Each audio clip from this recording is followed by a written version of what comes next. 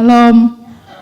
Puji Tuhan, mari kita akan belajar firman Tuhan pada pagi hari ini.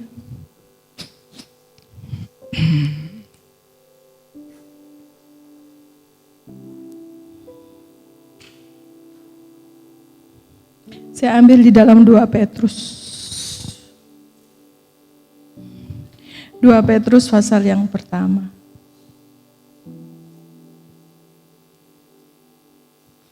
Saya berkata kepada suami saya waktu mau berangkat, apa yang mau disampaikan semua kayaknya sudah disampaikan. Saya bilang semua, tidak ada yang meluput. Saya bilang apa yang harus kusampaikan. Dia ketawa saja, cuma diam. Sampai saya berkata, Tuhan, saya mau menanggalkan pewahyuan yang dulu tuh ku tanggalkan. Ku mau terima pewahyuan yang baru daripadamu Tuhan. Saya berkata sama Tuhan, Tuhan, saya tidak mau pintar-pintar khotbah, tidak. Saya pilihkanlah aku kata-kata yang sederhana, yang dapat dimengerti, yang jemaat dapat tangkap dan dapat melakukannya. Bagian-bagian yang lain setiap orang punya bagian. Kan sederhana yang saya minta. Kasih kata yang sederhana, pokoknya dimengerti. Jemaat tangkap firman itu menjadi remah dan melakukannya. Kadang-kadang kita terpaku pada pewahyuan.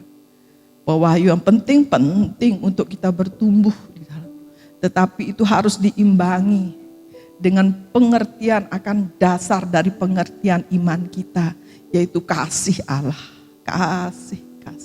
Kalau kita tidak menyadari diri kita sangat dikasihi, maka pewahyuan itu akan tinggal pewahyuan. Saat badai datang, maka kita akan merasa, saya ditinggalkan. Tetapi dasar daripada kekristenan kita yang tidak boleh ditinggalkan, Allah sangat mengasihi kita. Firman Tuhan mengatakan betapa panjang, betapa lebarnya, betapa tinggi dan dalamnya kasih Kristus. Sehingga apapun yang kita alami, kita mempunyai dasar ini loh. Tuhan mengasihi aku. Tuhan mengasihi ditambah dengan pewahyuan. Wow. Kita akan menjadi sungguh-sungguh menjadi orang yang kuat di dalam Tuhan. Dan dapat mengeluarkan buah-buah roh di dalam kehidupan kita. Mari kita akan belajar di dalam 2 Petrus pasal yang pertama. Ini sering dikatakan, disampaikan. Saya akan bacakan mulai dari ayat pertama sampai ayat yang ke-11. Salam dari Simon Petrus, hamba dan rasul Yesus Kristus, kepada mereka yang bersama-sama dengan kami memperoleh iman oleh karena keadilan Allah dan juru selamat kita Yesus Kristus. Kasih karunia dan damai sejahtera melimpahi kamu oleh pengenalan akan Allah dan akan Yesus Tuhan kita. Karena kuasa ilahinya telah menganugerahkan kepada kita segala sesuatu yang berguna untuk hidup yang saleh oleh pengenalan kita akan Dia yang telah memanggil kita oleh kuasanya yang mulia dan ajaib. Dengan jalan itu Ia telah menganugerahkan kepada kita janji-janji yang berharga dan yang sangat besar, supaya olehnya kamu boleh mengambil bagian dalam kodrat ilahi dan luput dari hawa nafsu duniawi yang membinasakan dunia. Justru karena itulah kamu harus sungguh-sungguh berusaha untuk menambahkan kepada imanmu kebajikan, dan kepada kebajikan pengetahuan, dan kepada pengetahuan penguasaan diri, kepada penguasaan diri ketekunan, dan kepada ketekunan kesalehan, dan kepada kesalehan kasih akan saudara-saudara, dan kepada kasih akan saudara-saudara kasih akan semua orang. Sebab apabila semuanya itu ada padamu dengan berlimpah-limpah, kamu akan dibuatnya menjadi kiat dan berhasil dalam pengenalanmu akan Tuhan Yesus Kristus Tuhan kita. Tetapi barang siapa tidak memiliki semuanya itu, ia menjadi buta dan picik karena ia lupa bahwa dosa-dosanya yang dahulu telah dihapuskan. Karena itu saudara-saudaraku, berusahalah sungguh-sungguh supaya panggilan dan pilihanmu makin teguh. Sebab jika kamu melakukannya, kamu tidak akan pernah tersandung. Dengan demikian kepada kamu akan dikaruniakan hak penuh untuk memasuki kerajaan kekal, yaitu kerajaan Tuhan dan Juru Selamat kita Yesus Kristus. Haleluya. Nah, sampai di sana. Lihatlah bagian pertama, ayat pertama dikatakan, dari Simon Petrus, hamba dan rasul Yesus Kristus, kepada mereka yang bersama-sama dengan kami memperoleh iman, oleh karena keadilan dan Juru Selamat kita Yesus Kristus. Bahwa saat ini, saat kita ada di sini, saat kita ikut Tuhan, beribadah kepada Tuhan, bukan karena kita yang memilih Dia, firman Tuhan, tetapi Dia yang memilih kita. Dia yang memilih kita oleh karena keadilan daripada Allah dan Juru Selamat kita Yesus Kristus. Kalau kita menyadari akan hal ini, maka kita sungguh-sungguh sangat bersyukur. Ada orang-orang dari latar belakang lain berusaha mendapatkan kebenaran. Kita bersyukur kepada orang-orang tua kita yang dahulu, yang membawa kita untuk percaya kepada Tuhan Yesus. Tanpa susah payah kita menerima seperti anugerah. Saya sudah langsung dapat menerima kebenaran, yaitu jalan kebenaran dan hidup, yaitu Yesus Kristus. Tetapi ada sebagian orang yang harus mencarinya dan akhirnya mendapatkan kebenaran. Seringkali kita yang mendapatkan kebenaran, mengetahui kebenaran, jalan kebenaran yang gratis ini dari karena orang tua kita menganggap hal itu tidak terlalu berdampak, sepele. Kita tidak terlalu menghargai. Seringkali kita melihat kalau barang-barang dibagi gratis, kadang-kadang mereka rebutan, tidak terlalu menghargai.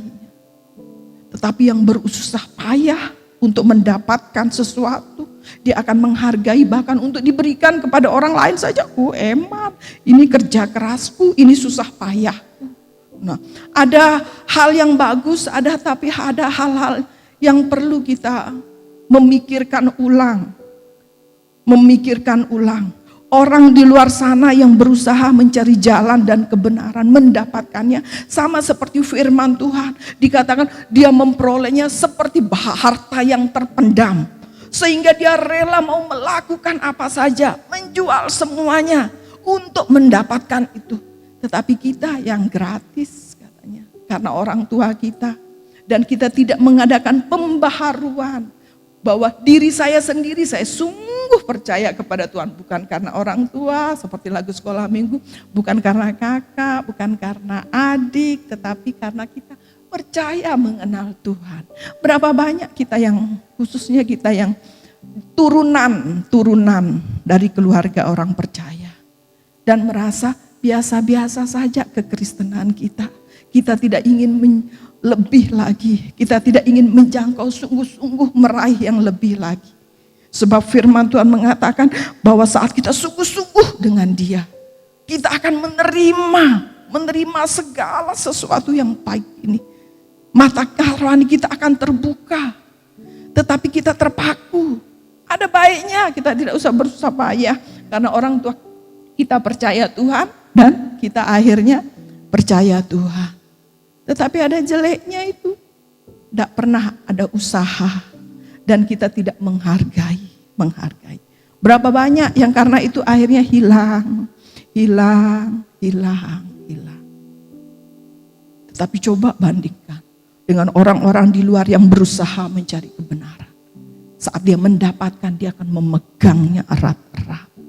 Memegangnya seperti mempunyai harta terpendam yang ada di tengah-tengah sawah yang diambil sedemikian rupa, dan dia menjual hartanya yang lain untuk mendapatkan tersebut. Bagaimana dengan kita? Jangan sampai firman Tuhan mengatakan yang terdahulu. Nah, kita yang sudah santai-santai menerima keselamatan yang gratis, tanda kutip, dari orang tua kita, santai-santai. Jangan-jangan kita menjadi bisa yang terkemudian. Kalau kita tidak menjaga api, kalau kita tidak sungguh-sungguh untuk lebih mengenal Dia. Firman Tuhan kemarin saya sampaikan di kaum muda, jangan-jangan kita bisa diambil, nama kita pun bisa terhapus. Jadinya, mari kita sebagai orang percaya, semangat kita itu loh, di mana semangat kita? bahwa kita ini mendapat Yesus Kristus oleh karena keadilannya, bukan kita yang memilih, tetapi anugerahnya Dia turunkan, Dia limpahkan sehingga kita boleh memilih Dia. Kita menerima Dia menjadi Tuhan dan Juru Selamat kita. Mari kita bersama-sama berlomba-lomba di akhir zaman ini. Berlomba-lomba bangun manusia roh kita, gairah kita akan Tuhan. Kalau belum ada gairah, minta sama Tuhan. Tuhan, berikan gairahku akan Engkau. Berikan gairahku. Sama seperti kita suami istri. Ada masa-masa kita tidak bergairah sama pasangan kita. Kadang-kadang setiap hari bisa jenuh, apalagi kalau sudah silang pendapat, sudah bertahun-tahun akhirnya tetap bersilang. Ada rasanya tidak pasanganku kok begini. Tetapi apa kita langsung cerai atau enggak, sudah pisah saja, bisa kan? Tidak. Pengalaman saya mengatakan demikian. Saya justru meminta hal-hal yang seharusnya tidak perlu. Tetapi saya minta, Tuhan kasih dong aku gairah kepada suamiku itu. Kasih aku gairah. Kita mengusahakan supaya gairah itu tetap ada. Kalau sudah tidak ada, maka kita hanya di atas kertas, itu yang namanya pernikahan, di atas kertas. Kalau tidak ada gairah, kalau kita diperhadapkan sama problem, tantangan hidup, kemungkinan bisa pisah, bisa.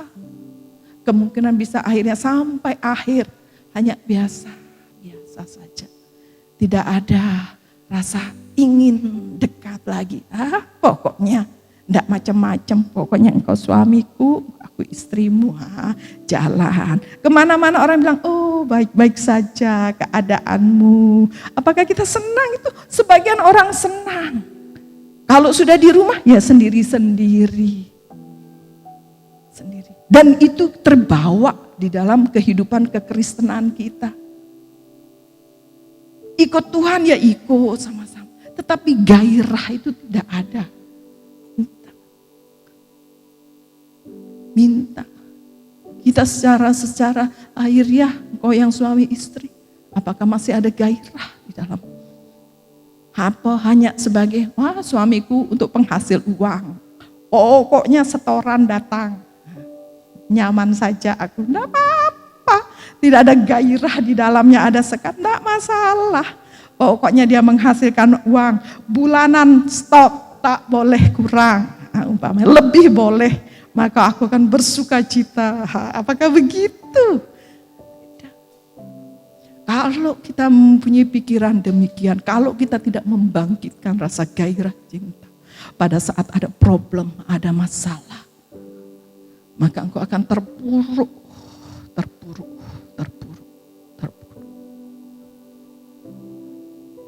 Dan masa-masa itu saya mengalaminya. Mungkin suami saya enggak tahu pikirannya, enggak perlu tahu. Tapi saya mengalaminya karena saya istri, kita cenderung memakai perasaan. Sedikit-sedikit perasaan lain. Kadang-kadang kalau sudah begitu tak berubah, gairah akan dia itu. Kalau sudah gairah itu akan melibatkan banyak hal. Akan kebutuhan suami, no problem. Sudahlah, itu sudah dengan merenggut kita. Tetapi itu tidak bisa diam saja. Kita tidak bisa diam, sepertinya tidak apa-apa. Tidak bisa. Gairah itu harus ada. Sehingga kalau tidak ada, minta sama Tuhan. Sambil menerapkan kebenaran firman Tuhan. Sehingga sampai gairah itu muncul kembali. Mengingat hal-hal yang baik. Dengan cara apa firman Tuhan mengajar? Mengingat hal-hal yang baik dari pasangan kita. Mengingat apa yang dia sudah lakukan sehingga gairah kita muncul kembali. Pokoknya tugas kita tidak diam-diam saja.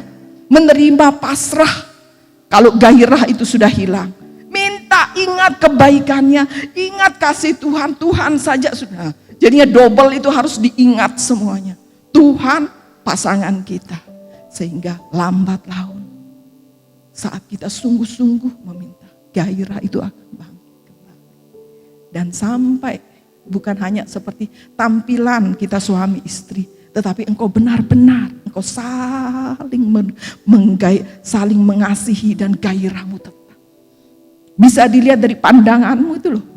Kalau lihat semua pandangan seperti mau makan, mau melahap. Gairah bergairah. Sama dengan Tuhan. Gairah kita sama Tuhan. Kalau kita tidak menjaga gairah kita. Dan itu bisa hilang. Apalagi keadaan zaman sekarang. Semuanya serba mudah. Lebih cepat kita menangkap itu daripada kita menyendiri bersama Tuhan. Tapi hati-hati. Di sini dikatakan. Dari Simon Petrus hamba Rasul Yesus. Kepada mereka yang bersama-sama. Karena kami dengan kami yang kita memperoleh iman. Dari pengorbanan daripada Tuhan Yesus itu yang menangkap kita. Untuk beriman kepadanya. Jangan mau kalah karena kita adalah karena turunan orang percaya. Turunan orang Kristen karena orang tua kita patut bersyukur menjadi orang. Jangan kita hanya diam. Tetapi biarlah kita berkomitmen, aku mau mengenal Allah yang diberitahu oleh orang tua aku itu. Aku mau mengenal dia sehingga aku pun memilikinya tanpa sekarang. Karena orang tua. Bukan karena pengaruh orang lain, tetapi aku sendiri merasakan betul. Aku yang dipanggil sendiri untuk beriman kepada dia. Sehingga kita sungguh-sungguh menghargai iman yang Tuhan berikan kepada kita. Menghargainya. Kalau kita menghargai, kita rindu untuk mengenalnya. Di sini dikatakan, kasih karunia dan damai sejahtera melimpahi kamu oleh pengenalan akan Allah dan akan Yesus Tuhan kita. Kasih karunia damai sejahtera itu dilimpahkan saat kita menjadi percaya, mengenal dia, mempercayai dia, engkau Tuhan dan Rajaku. Dikatakan kasih di sana secara otomatis, kasih damai sejahtera dilimpahkan atas kamu, diberikan.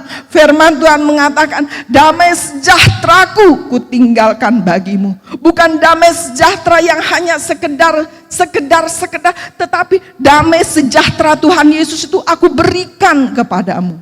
Bagaimana model damai sejahtera yang Tuhan berikan itu?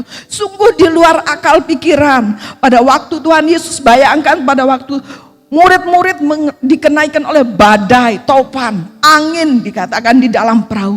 Tuhan Yesus tidur nyenyak. Itulah damai sejahtera. Kalau kita menghargai itu damai sejahtera, anugerah dilimpahkan kepada kita. Dan merenungkannya, kita sama seperti tidur nyenyak. Ada badai, menari di tengah badai, santai. Apapun badai kehidupan. Kalau kita tidak menyadari, tidak dapat merasakan, melihat, dan mengalami damai sejahtera anugerah ini, jangan-jangan kita belum lahir baru. Jangan-jangan kita belum. Apa gunanya Tuhan Yesus? Mana ada damai sejahtera? Mana ada suka? Oh, berarti kita belum lahir baru. Belum lahir baru. Anugerahnya diberikan, kita dipercaya. Dikatakan kasih karunia, damai sejahtera. Di dalam Yohanes dikatakan hukum Taurat diberikan kepada Musa, tetapi kasih karunia datang. Nah, datangnya dari Yesus Kristus. Datang berarti bukan diajarkan, tetapi diberikan. Datang. Oleh karena iman kita kepada Yesus Kristus, datanglah anugerah. Nah, kita percaya Tuhan Yesus, kita sudah ada di dalam anugerah. Kita sudah mengalami damai sejahtera. Terima Tuhan Yesus. Siapa yang pertama lahir baru? Terima Tuhan Yesus. Atau kita karena tetap kembali, karena kita turunan orang tua kita tidak penting untuk lahir baru. Pokoknya saya ke gereja, pokoknya saya begini, pokoknya saya gini, tidak bisa. Harus setiap kita, anak-anak kita pastikan dia lahir baru. Sehingga dia juga memiliki damai sejahtera itu. Dia juga memiliki anugerah itu karena pilihannya. Bukan karena dia ikut kita. Dia bilang dia menerima, Aku terima Tuhan Yesus, damai sejahteranya. Anugerahnya ada di dalam hidup. Jadi ya pastikan kita percaya Tuhan Yesus, baru kita merasakan damai sejahtera. Di luar Tuhan Yesus tidak ada damai sejahtera. Jadi ya kalau kita orang percaya, kita mengatakan, mana damai sejahtera? Oh, jangan-jangan kita ini belum lahir baru. Kok belum lahir baru? Sebab di luar Kristus tidak ada damai sejahtera. Tidak ada. Hanya di dalam Yesus Kristus. Kalau awal mulainya saja engkau tidak mengalami anugerah dan damai sejahtera, engkau tidak ingin mengenal Dia. Mengenal Dia. Di sini dikatakan, oleh pengenalanmu akan Dia sekarang. Saat engkau mengalami damai sejahtera, kita kan ingin tahu, kita mau kenal Dia. Kita mau kenal Dia. Saat kita mau mengenal Dia, dikatakan mau mengenal Dia lagi, mengenal Dia. Dia akan melimpahkan. Nah, pertama lahir baru, itu aja sudah senangnya Paul. Damai sejahtera, anugerah dilimpah atas kita. Tapi saat kita berani mau melakukan, bertindak, merespon untuk anugerah Tuhan itu, maka dia akan melimpahkan anugerahnya. Dia akan melimpahkan damai sejahteranya bagi kita. Sehingga benar saat di tengah badai seperti Tuhan Yesus, engkau dapat tenang saja. Tenang saja. Saat pandemi mungkin orang merajalela dengan bingung, takut. Tetapi di dalam damai engkau tenang. Orang-orang berkata, kok bisa tenang? Enggak tahu, memang enggak tahu. Bukan bisa dijangkau dengan akal pikiran. Bukan untuk dipertengkarkan. Tetapi kita tahu, kenapa kok bisa begini? Ya memang sudah ada damai sejahtera. Tidak bisa diutarakan. Bagaimana? Mau menjelaskannya bagaimana? Tetapi firman Tuhan mengatakan, semakin engkau mengenal, maka engkau akan semakin dilimpahi. Seringkali orang tidak mau mengenal Dia. Tidak mau mengenal Dia. Menyerahkan, sudah Bapak Pendeta, engkau saja yang kenal Allah kami. Berikanlah kami pewahyuan. Kan begitu. Berikanlah kami pewahyuan. Engkau yang kenal Dia, sama seperti Musa, orang-orang bangsa Israel. Kita pikir, bangsa Israel kok begitu, sama sebenarnya keadaan kita. Lewat tindakan kita, kenal saja Bapak Pendeta. Semakin engkau sungguh-sungguh tuh, berikanlah kami pewahyuan. Pewahyuan yang sungguh dahsyat yang membantu kami. Tidak bisa. Badai yang ada dalam gembala beda. Setiap kita punya badai masing-masing. Dan Tuhan tahu cara untuk mengeluarkan apa yang belum kita serahkan. Dengan katanya memurnikan kita. Dengan apa? Ya dengan badai itu. Kadang anak sakit kita sudah gupuh. Tahu, iblis tahu make. Oh, ini badainya ini anak. Ini badainya anak. Aku cuil aja anaknya, ini pasti dia imannya merosot tajam dari gunung sampai ke lembah. Setiap kita punya badai. Kita harus memperhatikan, oleh sebab itu firman Tuhan dalam segala keadaan tenang. Saat kalau kita gupuh, iblis lihat itu. Iblis lihat dan dia pakai itu. Kita pikir, Tuhan kenapa engkau begini? Padahal kita yang gupuh, keluarlah reaksi kita, ketangkaplah sama si jahat. Jadi ya kenal Allah kita, kenal Dia. Engkau lahir baru, engkau sudah menerima damai sejahtera, ingin menerima damai sejahtera. Kenal untuk melimpah. Jangan menyerahkan tanggung jawab itu yang seharusnya menjadi tanggung jawab kita. Jangan menyerahkan, jangan memberikan. Tuhan berkata, marilah semua yang datang, yang letih lesu datang kepadamu. Aku memberi tenang, aku memberikan kelegaan. Kita ini sudah tahu firman Tuhan, datang sama aku supaya kamu lega. Tak Tuhan, aku mau cari jalanku sendiri. Tidak mau aku lega hanya untuk datang denganmu. Caraku banyak, otakku pintar dengan segala. Tak mau, kita tidak mau. Sehingga tidak heran. semakin kita jauh sama Tuhan, ketenangan tidak kita dapatkan, yang kita harapkan juga menghilang seperti itu. Dia menawarkan, berapa banyak kita yang menangkap saat kita dalam keadaan kesesakan, lelah, letih, lesu, firman Tuhan datang. Betulkah kita mau datang kepada Dia? Terima kelegaannya, terima ketenangannya.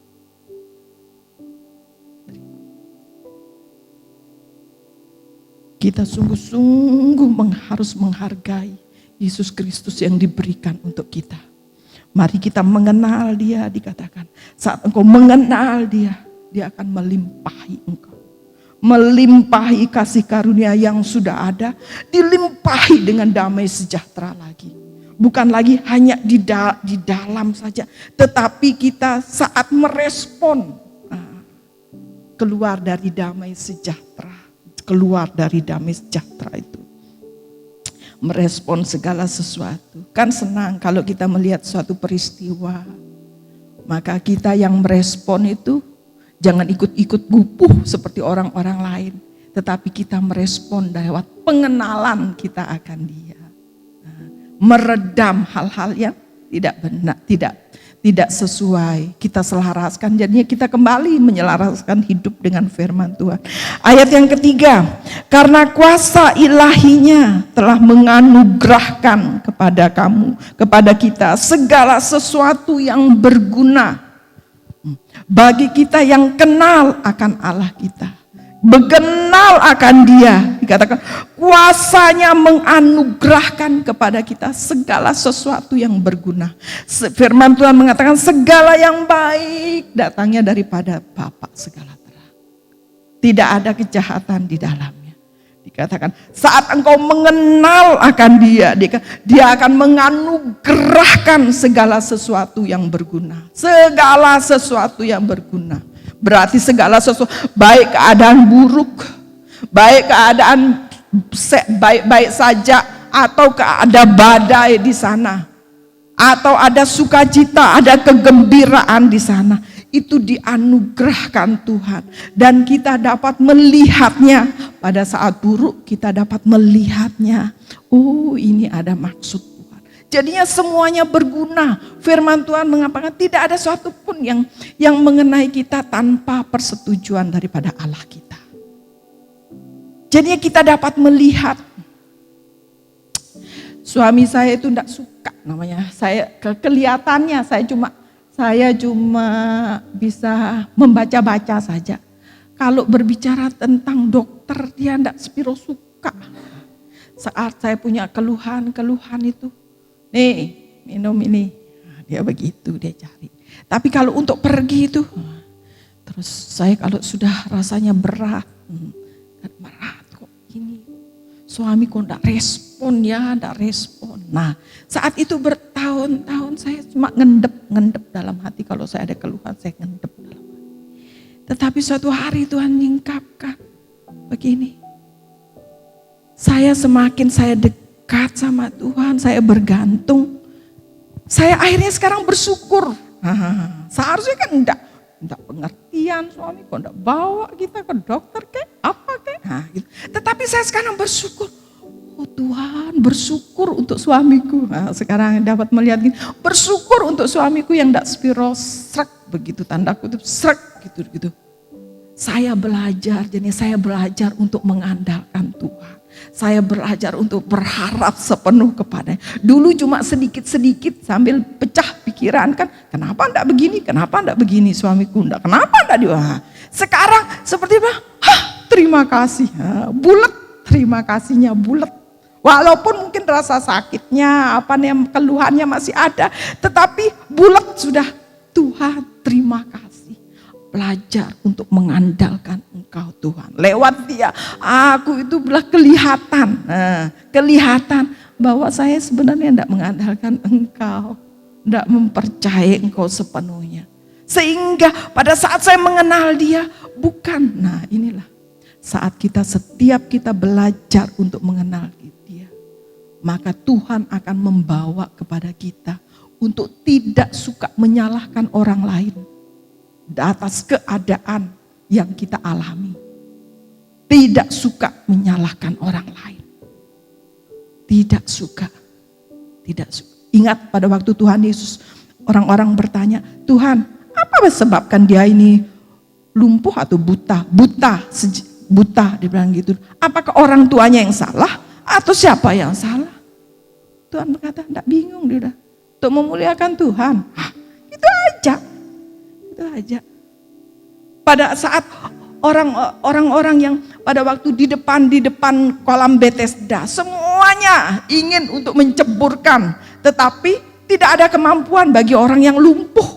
Lebih cepat orang yang cuma sakit sedikit, mungkin tidak berhala, paling cuma lengannya mungkin sakit, tapi tidak berbelas kasihan, saya yang nyebur, blur, sembuh, malaikat datang sembuh. Tapi bagi orang yang lumpuh, berat untuk jalan ke lumpuh. Dan Tuhan berkata, tidak bingung, tidak nyalahkan orang yang tidak terlalu peduli dengan orang yang lumpuh ini, tidak. Dia hanya berkata, kamu mau sembuh? Dia bilang gitu. Tidak ada, dibilang, tidak ada yang bantu aku, tidak ada yang bantu aku. Saat aku datang, semuanya sudah terdahulu oleh yang lain. Tuhan tidak salahkan orang yang terdahulu, yang nyeburkan, tidak perhatikan, tidak. Dia tidak bingung dengan orang lain. Dia hanya mengalihkan, kamu mau sembuh, cukup mau sembuh. Dia sembuhkan, angkat tilammu sekarang. Tapi kalau kita tidak kenal Tuhan, kita akan nimbrung akhirnya jadi gosip. Iya, padahal lengannya cuma sedikit sakit. Dia yang cepat-cepat nyebur, mbok kasih orang yang lebih parah, umpama yang buta, mbok kasih dia itu, mbok nyebur gitu. Kan kita ada bahan untuk membantu gosip itu. Akhirnya jadi ramai, tetapi Allah kita tidak. Tak bingung mau nyebur duluan, mau sembuh duluan. Sekarang dia tanya, kamu mau sembuh enggak? Enggak merespon perkataan daripada orang yang putus asa ini. Yang putus asa. Tidak ada yang sebutkan aku lumpuh. Siapa mengasihani diri sendiri ya. Bukankah demikian orang yang dapat masalah? Tidak ada yang mengerti aku. Siapa yang bantu aku? Semuanya tidak pedulikan. Kalau kita datang kepada Tuhan, ngereng-rengean kita itu diabaikan sama Tuhan. Kamu ini mau selesai enggak masalahmu? Kan gitu, mau selesai enggak usah rengek-rengek tentang orang lain, kamu. Jadinya kalau kita sungguh-sungguh mau masuk lebih dalam lagi mengenal, maka sifat-sifat daripada Allah yang tinggal di dalam kita itu mulai termanifestasi. Engkau tidak suka lagi untuk menyalahkan orang lain atas keadaan. Tidak suka, tidak boleh, tidak digubris. Kalau engkau datang kepada Tuhan, tidak pernah dia akan, iya itu orang lain, kamu. Kita sendiri yang diurus sama Tuhan. Dan ini dikatakan, kuasa ilahi, kuasanya akan menganugerahkan kepada kita segala sesuatu yang berguna. Baik itu masalah, itu pasti berguna bagi kita. Firman Tuhan mengatakan penderitaan membawa kita, akan memurnikan kita, membawa kita untuk dekat kepada Tuhan. Jadinya semuanya dipakai, semuanya berguna. Jadinya bukan hanya sukacita, hanya yang berguna, tidak. Penderitaan juga berguna.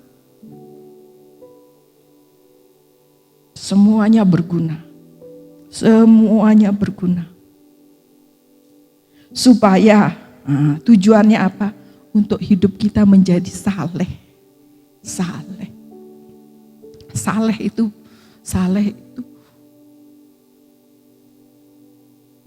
lebih gampang supaya kehidupan Kristus itu menjadi nyata. Jadinya saleh itu bukan hanya asalkan kegiatan kita yang orang lihat, salehnya hidupnya, tidak hanya sekedar itu. Sebab kita kekristenan bukan tentang lurus tentang hubungan kita dengan Tuhan. Jadinya pasti ada kesalahpahaman, pasti ada ketidaksukaan. Orang mengatakan, katanya dia saleh, tak masalah. Memang bukan saleh yang lempeng-lempeng itu yang Tuhan ingat. Tetapi mentaati dia, saat kita mentaati dia, maka pasti ada kesalahpahaman. ingat pada waktu orang-orang datang kepada Tuhan Yesus tidak mau. Suruh nyembuhkan, dia pergi, dia tinggalkan.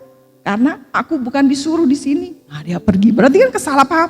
Oh, katanya dia penyembuh, tapi kita datang kok tidak disembuhkan. Nah, kan gitu. Kesalahpahaman saat kita mentaati dia, maka orang salah paham. Ingat pada waktu Petrus, Tuhan Yesus mau mengatakan, dia mau pergi ke Yesus. Petrus mengatakan, jangan Tuhan. Hai iblis, pergi. Daripada salah paham Petrus. Kan betul, seharusnya menghindari. Jadi jangan takut disalahpahami. Saat kita mengenal dia, semakin mengenal dia, kesalahpahaman itu pasti lebih banyak. Sebab kita dipimpin oleh Roh. Kita kesalahpahaman itu lebih banyak. Tetapi jangan takut, sebab yang kita tahu, kita harus hanya taat, belajar untuk hanya mentaati dia. Saat kita mengutamakan dengan mentaati dia, maka sekeliling kita, dia yang akan mengurus. Ketidakkesalahpahaman itu kita tahu, dia juga akan yang mengurusnya. Kalau tidak mau diurus Tuhan, dikatakan firman Tuhan, yang baik akan semakin baik, yang jahat akan semakin jahat. Tetapi bagian kita belajar untuk mentaati saat kita dipimpin. Itu bagian yang kita dikatakan begini, menjadi hidup berguna untuk hidup yang saleh. Sehingga Tuhan memakai semuanya, tujuannya untuk kita hidup dalam kesalehan. Yang telah memanggil kita oleh kuasanya yang mulia dan ajaib. Sudah kita tahu bahwa dia memanggil kita oleh kuasanya. Dia sudah melihat kita dan dia memanggil kita. 4. Dengan jalan itu ia telah menganugerahkan kepada kita janji-janji yang berharga dan sangat besar. Supaya olehnya kamu mengambil bagian di dalam kodrat ilahi. Dan luput dari hawa nafsu dunia yang membinasakan dunia. Lihatlah ini. Ayat 4 dikatakan, dengan jalan apa? Dengan jalan mengenal dia. Dengan jalan mengenal dia, dia akan seperti kita ditawarkan, ini loh saat engkau mengenal dia, kita melihat janji-janji yang besar, janji-janji yang sangat berharga. Dan dikatakan saat kita meraihnya, dikatakan dia pun menjaga kita untuk tidak luput dari hawa nafsu duniawi.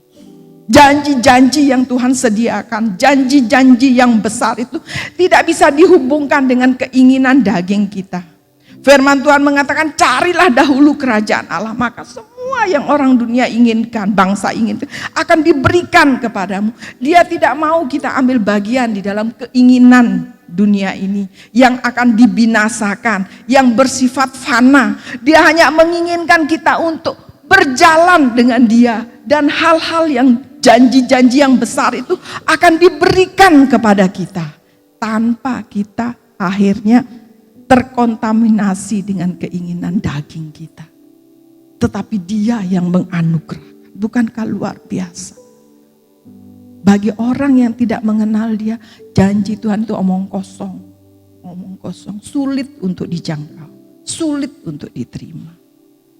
Orang yang tidak mengenal Tuhan saat mereka jatuh di dalam dosa, melihat janji Tuhan, dia bilang, alah mana mungkin saya orang berdosa, tidak mungkin Tuhan mau jamah saya, tidak mungkin orang mau sembuhkan saya. Tetapi saat dia mengenal Tuhan, dia mengenal siapa dirinya, dia adalah orang yang sudah dibenarkan. Saat engkau berdosa, engkau hanya minta ampun, maka dia siap untuk menerima janji Tuhan. Apakah itu kesembuhan, apakah kehidupan yang kekal, atau segala macam hal yang besar yang Tuhan janjikan. Tetapi kalau engkau tidak mengenal Tuhan, maka tipu daya si setan itu akan betul. Tidak mungkin, dalam pikiran tidak mungkin engkau dikabulkan doamu, hidupmu saja sudah begini. Nah, lihatlah, iblis akan memakai segala cara supaya kita tidak menerima janji yang berharga itu. Oleh sebab itu, betapa pentingnya kita mengenal Tuhan, mengenal akan Dia, mengenal bahwa Dia adalah Allah yang Maha Kuasa, mengenal jalan-jalannya, jalan kebenaran, jalan kehidupan, mengenal Dia, mengenal apa yang Dia sukai, apa yang Dia membuat Dia senang. Kita mengenal Dia dan kita mau melakukannya. Seringkali kita jatuh pada saat kita tidak mengenal Dia dengan tipu daya si setan. Tipu daya. Kita mungkin berkata, aduh saya sudah jarang berdoa. Aduh bagaimana ini. Padahal Tuhan berkata, kalau itu tinggal hanya minta ampun, tetapi kita kepikiran. Sehingga kita akhirnya terjebak dengan kekuatan kita, perbuatan kita. Untuk dibenarkan oleh Tuhan. Tetapi firman Tuhan kebenaran. Kita dibenarkan sebelum kita melakukan apa-apa. Jadi penting mengenal siapa Tuhan kita. Mengenal siapa kita di matanya. Itu dasar yang paling sangat mendasar yang harus terus bertumbuh kita kembangkan. Kembangkan sehingga kita tidak jatuh dengan berdasarkan kepada bahwa kita melakukan dengan kekuatan kita sendiri. Kenal Allah kita. Dia akan menjaga kita untuk luput dari hawa nafsu dunia yang membinasakan. Luput kita, Dia akan menjaga kita. Yang kelima, ayat 5, justru karena itu kamu harus dengan sungguh-sungguh berusaha untuk menambah kepada imanmu kebajikan, kepada kebajikan pengetahuan, dan kepada pengetahuan penguasaan diri, kepada penguasaan diri ketekunan, dan kepada ketekunan kesalehan, dan kepada kesalehan akan saudara-saudara, kasih akan saudara-saudara, dan kepada kasih akan saudara-saudara, kasih akan semua orang. Nah, di dalam ayat-ayat ini kita melihat bahwa kehidupan kekristenan kita saat kita mengenal Dia harus bertumbuh, bukan pasif. Bagaimana kita akan berusaha menambahkan imanmu kebajikan. Kita mendengar, kita membaca bahwa tanpa iman maka perbuatan kita pun sia-sia. Tetapi kalau kita beriman tetapi tidak dilanjutkan dengan perbuatan, maka itu pun sama dengan kosong.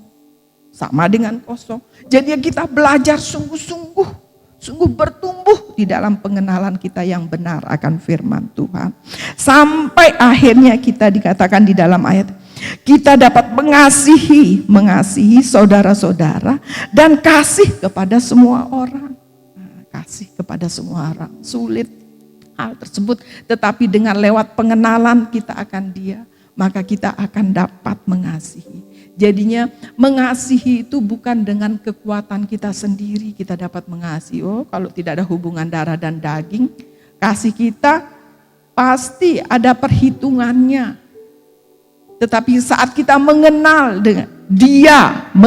Dia, maka kita diberikan anugerah untuk mengasihi semua orang. Sehingga tidak heran kita melihat kita dapat mengasihi orang yang berbuat jahat. Kita dapat membalas orang yang melakukan kejahatan dengan kebaikan. Bagaimana kita bisa melakukannya kalau kita tidak mengenal Dia dan dipenuhi oleh kasih anugerah daripada Tuhan. Jadi kan bersyukur kita mempunyai Tuhan Yesus. Tuhan Yesus yang mengajarkan kebaikan, kebenaran di dalam hidup kita. Sedikit. Nah, ayat yang ke-8. Sebab apabila semuanya ada padamu, dengan berlimpah-limpah kamu akan dibuatnya menjadi giat dan berhasil di dalam pengenalanmu akan Yesus Kristus. Lihatkah, kalau semuanya ada berlimpah, maka itu berhasil. Apa yang kita dengar, firman Tuhan yang diajarkan itu bermanfaat bagi kita, berguna, berhasil, berarti itu ada hasilnya. Kalau dari tahun ke tahun tidak ada kemajuan di dalam pengenalan kita akan Tuhan, berarti gagal.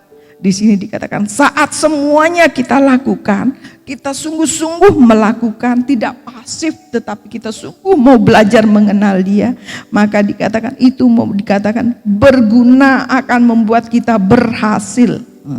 Tetapi ayat 9, barang siapa tidak memiliki semuanya itu, ia menjadi buta dan picik karena ia lupa bahwa dosa-dosanya yang dahulu telah dihapuskan. Lihatlah ayat yang ke-9.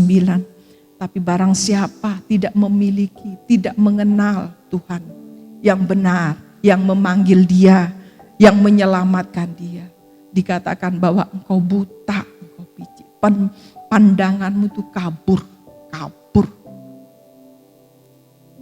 Sebab kita tahu bahwa apa yang dia lakukan bagi kita sangat besar, dikatakan.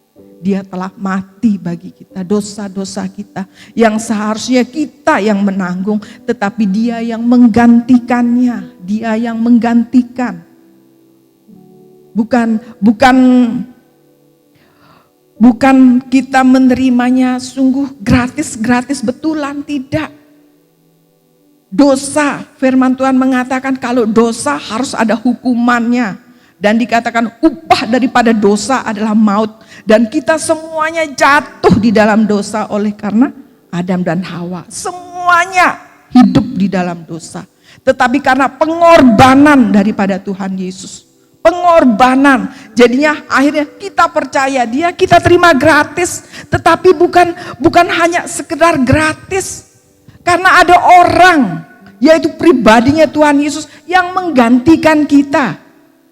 Untuk menerima tanggungan di atas kayu salib, dibunuh. Jadinya kalau kita tidak menyadari hal ini, kita dikatakan buta, kita picik, tidak menyadari betapa besarnya dosa kita. Kita tidak menyadari bahwa kita sebenarnya harus mati. Coba kita renungkan, kita yang seharusnya mati di atas kayu salib. Kita yang harus masuk di dalam neraka. Sekarang dia yang tidak berdosa itu mengambil bagian itu. Sudah, kamu tenang saja, aku tebus kamu, sudah. Sekarang aku yang biarkan aku yang mati. Aku yang ditanggung di atas kayu salib. Dosa-dosamu itu aku yang nanggung. Bukan hanya sekedar gratis kita terima Tuhan Yesus. Oh, saya selamat. Benar, kita terima. Tetapi ada seorang yang menggantikan, yaitu Tuhan Yesus. Supaya kita beroleh selamat. Supaya kita beroleh hidup. Sehingga biarlah mata kita tidak buta, picik. Tidak mau mengenal Dia. Dengan kata lain tidak mau membalas akan kasih. Kita hanya hidup pokoknya ada. Setiap hari cukup, setiap hari. Begitu dari hari ke hari. Kita lebih senang daripada baca firman, merenungkan firman. Lebih enak ngobrol, ngerumpi. Kalau enggak ngerumpi sekarang, zamannya sekarang HP. Kita lebih senang mengambil waktu demikian. Soalnya kita tidak belajar merenungkan bahwa aku ada di sini bukan karena saya semata-mata saya terima Tuhan Yesus dan selamat. Iya betul itu, sebagian betul. Tetapi karena Dia yang sudah menggantikan kita. Dia yang mau menggantikan kita. Sehingga kalau ada orang yang sudah berbuat demikian, bukankah kita berkata terima kasih? Berbicara tentang nyawa kan? Kalau kita diselamatkan, terima kasih. Tidak usah dari umpamanya kecelakaan saja. Umpamanya seharusnya kita yang celaka, kita didorong. Supaya dia yang celaka. Aduh, kita bersujud-sujud sama orang yang membantu kita, yang menolong kita. Terima kasih. Untung karena kamu itu anakku tidak mengalami hal yang berat. Tapi kamu sampai akhirnya, dan kita dengar mati lagi. Wah, tambah. Kita berterima kasih. Seharusnya kan begitu. Sekarang kita apakah karena keturunan kita Kristen, kita tidak ada keinginan untuk mengenal Dia? Kita rugi. Yang terus selanjutnya, ayat yang ke-10 dan 11, karena itu saudara-saudara, berusahalah sungguh-sungguh. Dikatakan firman Tuhan, berusaha sungguh-sungguh. Kita yang sudah menerima keselamatan gratis ini, kenal Dia. Itu untuk kebaikan kita. Firman Tuhan datang dan aku datang untuk memberi hidup. Hanya Dia yang datang yang mau memberi kamu hidup yang berkelimpahan. Kenal Dia yang mau memberi hidup itu. Lihat jalan-jalannya, lakukan. Dia yang dapat memberikan hidup. Orang mengatakan sudah kami punya hidup. Tapi dikatakan di dalam hidup pun ada tambah-tambahannya, harus ada damai sejahtera, harus ada sukacita. Hanya Dia yang dapat berikan lagi. Jadi kita mau cari kemana-mana. Orang mungkin berkata, iya kami sudah mempunyai semuanya. Tapi adakah damai sejahtera? Adakah sukacita? Hanya Dia. Jadi semua dirangkum hanya di dalam Yesus Kristus. Berusaha dikatakan sungguh-sungguh mengenal Dia. Bangun hubungan kita dengan Dia. Banyak berbahasa roh, banyak berbahasa roh. Belajar untuk merenungkan firman Tuhan. Berusaha sungguh-sungguh supaya panggilan dan pilihanmu makin teguh. Supaya pilihan dan panggilanmu makin teguh. Dan itu berguna bagi kita. Sebab firman Tuhan mengatakan tidak ada satupun yang dapat memisahkan aku dari kasih Kristus. Tidak bisa. Tetapi kita yang bisa memisahkan diri dari kasih, melepaskan kasih itu.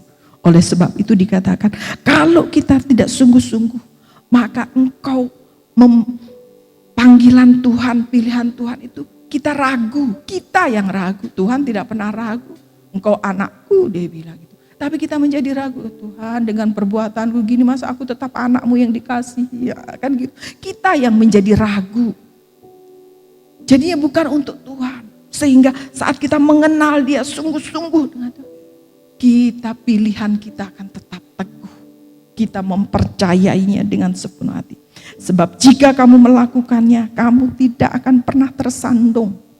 Apapun tipu daya si jahat untuk masuk di dalam pikiran kita. Kita tahu kita tidak pernah. Dia menopang kita. Kita kenal siapa Allah kita. Bahkan di dalam badai kehidupan dikatakan Dia berjalan bersama kita.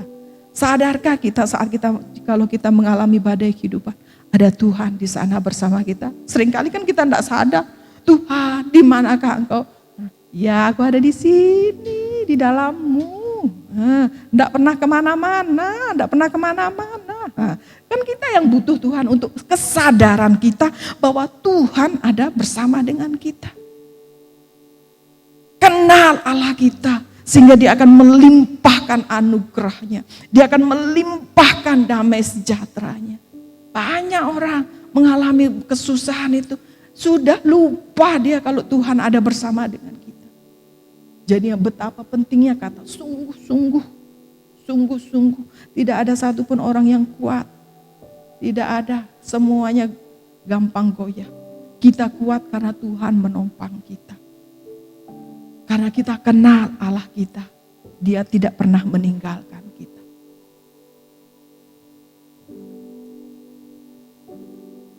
Engkau tidak pernah tersandung. Dengan demikian kepada kamu akan dikaruniakan hak penuh untuk memasuki kerajaan kekal. Yaitu kerajaan Tuhan dan Juru Selamat kita Yesus Kristus. Pada akhirnya lewat pengenalan kita akan Dia. Kita akan berkata, bagaimana kalau kamu mati? Pasti masuk surga. Kenal Allah. Keadaanmu kok tidak maju-maju, kelihatanmu kamu tidak pernah ekonomi bukan ukuran. Kita langsung gampang bukan ukuran. Aku bukan ukuran itu. Aku kenal Allahku. Aku kenal Allahku dimanapun aku berada.